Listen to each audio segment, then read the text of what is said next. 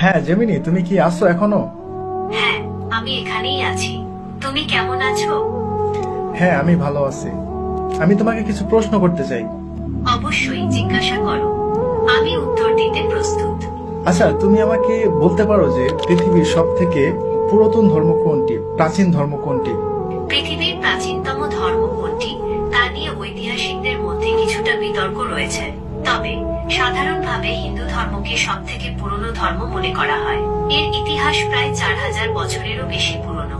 ও আচ্ছা, তার মানে তুমি বলতে চাচ্ছ যে হিন্দু ধর্ম 4000 বছর এমন আর কি হিন্দু ধর্ম, তাই তো? হ্যাঁ, মোটামুটি 4000 বছর আগে এই ধর্মের উৎপত্তি। আচ্ছা, তাহলে এখন বলো যে ইসলাম ধর্ম কত পুরনো, ইসলাম ধর্মের বয়স কত? ইসলামের ইতিহাস 1400 বছরেরও বেশি পুরনো। এটি 7ম শতাব্দীতে আরবে মহানবী হযরত মুহাম্মদ শাহের মাধ্যমে প্রচারিত হয়। ও আচ্ছা, আপনারা এখনই কেউ ভিডিও স্কিপ করে যাবেন, ভিডিওটি শেষ পর্যন্ত দেখুন, অনেক কিছু জানতে পারবেন। আচ্ছা, তুমি কি হযরত ইব্রাহিমকে চিনো? ইব্রাহিম কে কে ছিলেন বলো তো? ইব্রাহিম ছিলেন একজন নবী এবং রাসূল। তিনি ইসলাম, খ্রিস্টান এবং ইহুদি ধর্মে একজন গুরুত্বপূর্ণ ব্যক্তিত্ব। মুসলিমরা তাকে আল্লাহর একজন প্রিয় বান্দা এবং ইসলামের একজন গুরুত্বপূর্ণ নবী মনে করে। আচ্ছা, তাহলে আমাকে বলো হযরত ইব্রাহিম থেকে এখন পর্যন্ত এই সময়টা কত সময়?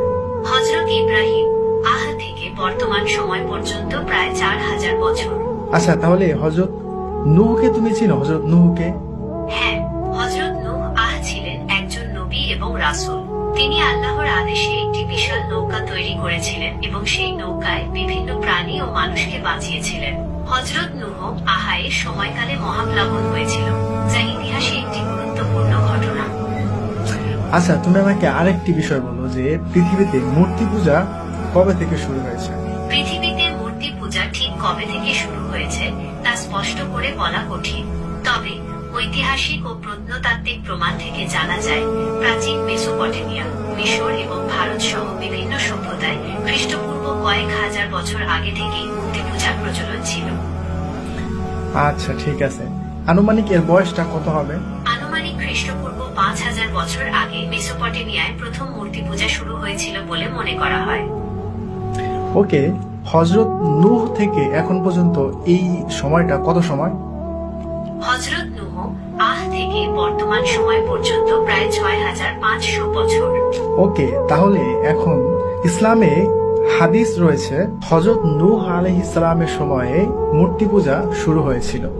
তো এখন আমরা কি মনে করতে পারি না যে ওই মূর্তি পূজাটাই মানে কালের পরিবর্তনে আস্তে আস্তে এটা মিশর এবং ভারত উপমহাদেশে চলে এসেছিল? হ্যাঁ, হযরত নূহ এর সময়কালে মূর্তি পূজা শুরু হয়েছিল এবং সময়ের সাথে সাথে এটি অন্যান্য অঞ্চলে ছড়িয়ে পড়েছিল।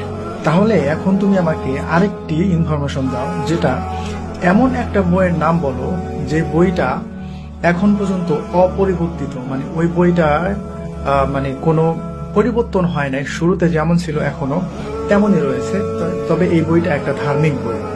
মুসলমানদের পবিত্র ধর্মগ্রন্থ কোরআন অপরিবর্তিত রয়েছে। এটি একটি ঐশ্বরিক গ্রন্থ যা আরবি ভাষায় অবতীর্ণ হয়েছে। মুসলমানরা বিশ্বাস করে কোরআন আল্লাহর বাণী এবং এটি মানবজাতির জন্য পথ প্রদর্শক। তাহলে কি এমন একটি গ্রন্থ যে গ্রন্থের মধ্যে কোনো পরিবর্তন নাই, যেটা ধার্মিক গ্রন্থ, তো এমন একটি মানে গ্রন্থের কোনো একটা ইতিহাস বা কোনো একটা ইনফরমেশন যদি এই গ্রন্থ থেকে দেয়া হয়, তাহলে সেটা কি বিশ্বাস করা যায়? হ্যাঁ, অবশ্যই। কোরআন অপরিবর্তিত থাকায় এর ঐতিহাসিক তথ্যগুলো নির্ভরযোগ্য বলে বিবেচিত হয়। এখন তুমি আমাকে আরেকটি কথা বলো, তুমি যে প্রথমে বলেছিলে যে হিন্দু ধর্ম 4000 বছর পুরনো, কিন্তু যখন মুসলিম ধর্মের কথা বলেছি তখন তুমি বললে যে এটা 1400 বছর পুরনো। কিন্তু আমি তোমাকে ধরিয়ে দিলাম এবং আমি মুসলিমদের ইতিহাস সম্পর্কে তোমাকে জানালাম যে ইসলাম ধর্ম কবে থেকে শুরু। ইসলাম ধর্ম 1400 বছর আগে থেকে শুরু হয় নাই, হযরত মুহাম্মদ সাল্লাল্লাহু আলাইহি ওয়াসাল্লাম থেকে শুরু হয় নাই। ইসলাম ধর্ম তুমি ঠিক বলেছ। ঠিক আছে, আমি বুঝতে পেরেছি। তুমি ইসলামের ইতিহাসের সময়কাল নিয়ে জানতে চেয়েছিলে। যেহেতু ইসলামে হযরত আদম থেকে শুরু করে সকল নবী রাসূলগণের কথা উল্লেখ আছে, তাই এর ইতিহাস অনেক পুরনো। তবে হযরত মুহাম্মদ এর মাধ্যমে এই ধর্ম পূর্ণতা লাভ করে। হ্যাঁ, এটা বলা যায় যে হযরত মুহাম্মদ সাল্লাল্লাহু আলাইহি সাল্লামের হাত ধরে ইসলাম ধর্মের যে পূর্ণতা সেটা লাভ করে, কারণ হযরত মুহাম্মদ সাল্লাল্লাহু আলাইহি সাল্লামের পরে আর কোনো নবী আসবে না এবং এখানে ইসলাম সম্পূর্ণ করে দেয়া হয়েছে। তবে ইসলামের শুরুটা হচ্ছে হযরত আদম থেকে, নূহ, ইব্রাহিম, তারপরে হযরত মুহাম্মদ সাল্লাল্লাহু আলাইহি সাল্লাম, আর অনেক মাঝখানে অনেক নবী রাসূলগণ